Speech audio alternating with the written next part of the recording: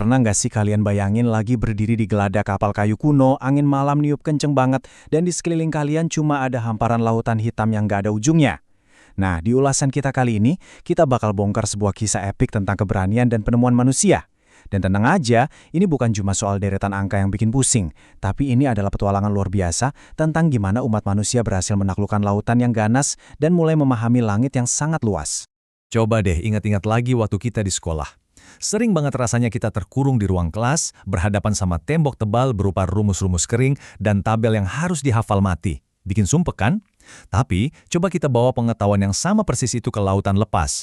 Di sana, ilmu ini dipakai buat membaca rasi bintang, nemuin arah pas lagi badai, dan pastinya buat bertahan hidup di bawah cakrawala yang luas. Beda banget kan rasanya? Antara duduk ngantuk di meja belajar dibandingin sama berjuang mempertahankan hidup di atas gelombang laut. Oke, mari kita selami ini lebih dalam. Coba posisikan diri kalian sebagai seorang kapten kapal di masa lalu. Kegelapan malam nyelimutin kalian, badai baru aja lewat, dan kalian benar-benar kehilangan arah di tengah samudra. Nggak ada GPS, nggak ada satelit, Google Maps apa lagi. Gimana caranya kapal-kapal zaman itu bisa menavigasi malam yang gelap, gulita tanpa satupun peta yang bisa mandu mereka pulang? Jawaban dari situasi putus asa itu ternyata bawa kita ke penemuan yang benar-benar mengubah sejarah umat manusia. Yep, trigonometri. Seringkali kan kita ngira ini tuh cuma kumpulan aturan matematika yang nyiksa banget pas ujian. Padahal sebenarnya, trigonometri ini adalah semacam bahasa rahasia. Bahasa yang diciptain sama umat manusia buat berbicara langsung dengan ruang, menerjemahkan jarak, dan menggapai sesuatu yang tadinya kita pikir nggak bakal bisa dijangkau oleh mata. Bisa dibilang, ini adalah artefak navigasi kita yang paling magis. Bagian 1. Terjebak di ruang kelas. Asal mula kecemasan matematika. Kita pelanin dikit temponya di sini. Dulu, kita sering banget kan dijejali sama simbol-simbol yang rasanya nggak ada maknanya sama sekali, kayak sin, cos, dan tan. Kita disuruh ngadepin deretan tabel sudut yang nggak ada habisnya buat dihafal, terus mecahin masalah yang diulang-ulang secara mekanis, yang rasanya terputus sama sekali dari kehidupan nyata kita. Sebenarnya nih ya, masalah utamanya itu bukan di matematikanya. Masalahnya adalah cara ilmu ini dikenalin ke kita. Terlalu cepat berubah jadi deretan angka yang dingin, dan terlalu lambat buat diceritain sebagai sebuah kisah epik yang menebarkan. Nah, inilah akar dari ingatan buruk kita soal matematika di sekolah.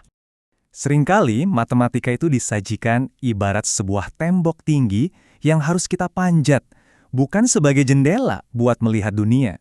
Kita sebagai murid disuruh bersusah payah manjat rumus-rumus abstrak ini tanpa pernah sekalipun dikasih tahu pemandangan menakjubkan apa sih yang sebenarnya nunggu kita di puncak sana. Kita kehilangan konteks ceritanya, padahal itulah yang bikin ilmu ini hidup.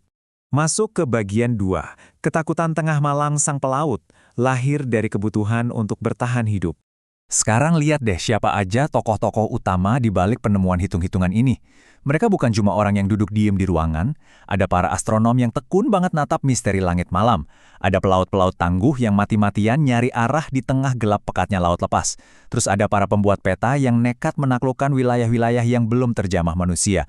Sampai para pengukur tanah yang pinter banget manfaatin bayangan matahari buat ngebaca tinggi sebuah bangunan. Jadi ilmu ini tuh sama sekali nggak lahir dari teori kosong, teman-teman. Ilmu ini lahir dari tanah, laut, langit, dan insting mendesak kita untuk bertahan hidup. Proses gimana manusia nemuin ini tuh sangat logis sekaligus manusiawi banget. Langkah pertamanya, mereka ngerasain ketakutan luar biasa sama hal yang nggak mereka tahu, apalagi ancaman tersesat di alam liar. Nah, di langkah kedua, rasa takut itu justru maksa manusia buat ngamatin alam dengan lebih saksama. Mereka mulai merhatiin pergerakan bintang, ngitung panjang bayangan, sampai akhirnya di langkah ketiga, dari pengamatan itulah manusia secara proaktif nyiptain perhitungan demi nemuin arah yang pasti. Jadi rasa penasaran dan ketakutan itulah yang secara brilian melahirkan perhitungan-perhitungan rumit ini.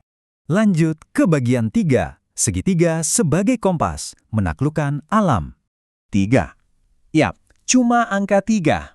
Poin krusialnya di sini adalah hanya bermodalkan 3 garis sederhana dan sudut-sudutnya, manusia itu berhasil membuka kunci dari rahasia dunia yang super luas ini. 3 garis yang saling nyambung ini menjelma jadi instrumen navigasi paling mutakhir yang pernah ada. Bayangin aja, dari bentuk yang kelihatannya super simple ini, bermunculan berbagai inovasi gila yang ngubah peradaban kita berturut-turut. Segitiga dipakai buat ngitung sistem kalender yang presisi banget, terus dipakai buat nentuin arah ibadah yang tepat melintasi benua, berlanjut buat ngitung pergerakan planet-planet di tata surya, dan puncaknya dipakai buat nyiptain peta perjalanan yang aman buat para penjelajah. Ini tuh bukti nyata tak terbantahkan kalau segitiga adalah alat revolusioner yang diciptain khusus untuk menaklukkan ketidaktahuan kita. Bagian 4. Sungai Pengetahuan, mengalir melintasi peradaban. Pengetahuan matematika sehebat ini tuh nggak pernah lahir dan tumbuh sendirian di satu tempat. Dia itu mengalir deras, persis kayak sungai. Berawal dari konsep awal di Yunani kuno, terus ngalir dan menyerap ilmu sudut serta angka yang mendalam dari India. Kemudian ilmu ini dimatangkan lewat observasi navigasi bintang yang canggih di dunia Islam, sampai akhirnya disempurnakan di Eropa, dan berpadu manis dengan kearifan teknis di Cina. Dalam perjalanannya yang sangat panjang ini, Sungai Pengetahuan terus bawa endapan kearifan dari berbagai tanah, saling melengkapi dan ngasih pencerahan ke setiap tempat yang dilewatinya. Makanya, kalau ada yang ngeklaim bahwa suatu cabang sains itu cuma milik satu peradaban tertentu, wah, itu pandangan yang terlalu sempit buat mewakili sejarah yang luar biasa kaya ini. Pengetahuan itu sifatnya selalu melintasi batas-batas budaya dan bahasa, dan bakal terus berkembang sejalan dengan evolusi kecerdasan manusia itu sendiri. Dan sekarang kita tiba di bagian 5, matematika sebagai jendela dunia, mengubah cara kita berpikir. Ada satu pandangan yang menarik banget buat kita renungin. Katanya, bahasa dalam sains itu bukan sekedar hiasan, dia itu ibarat sebuah jendela. Kalau jendelanya buram, dunia di luar sana bakal kelihatan kacau balau. Tapi kalau jendelanya jernih, hal yang tadinya kelihatan rumit bakal langsung masuk akal. Ketika manusia akhirnya berhasil ngerumusin istilah yang lebih tepat, simbol yang lebih efisien, dan tabel yang lebih rapi, seluruh paradigma kita tentang semesta ikut berubah total. Alam semesta yang awalnya terasa gelap, menakutkan, dan kacau, perlahan jadi sesuatu yang bisa kita pahami dan punya tatanan yang indah banget. Ini nih yang namanya revolusi cara pandang, dan ini luar biasa banget ilustrasinya.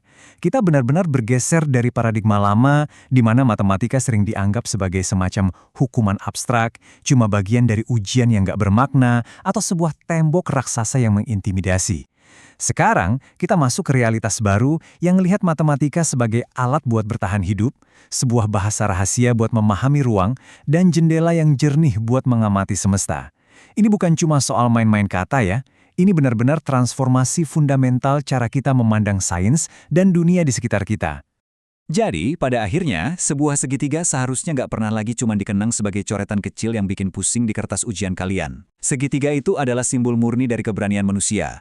Sebuah penolakan mutlak untuk menyerah pada jarak, pada hal-hal yang nggak kita ketahui, dan pada gelapnya malam. Kita diingatkan lagi bahwa lompatan pemikiran manusia yang paling besar dan berani sekalipun seringkali dimulai dari bentuk yang sangat-sangat kecil dan sederhana.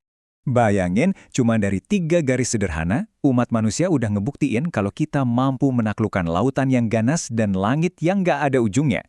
Jadi pertanyaannya sekarang, pencapaian luar biasa apa lagi sih yang bisa kita raih kalau kita terus menolak buat menyerah pada jarak dan ketidaktahuan? Teruslah bertanya, teruslah menjelajah, dan jadikan pengetahuan sebagai petualangan epik kalian sendiri. Sampai jumpa di eksplorasi kita selanjutnya.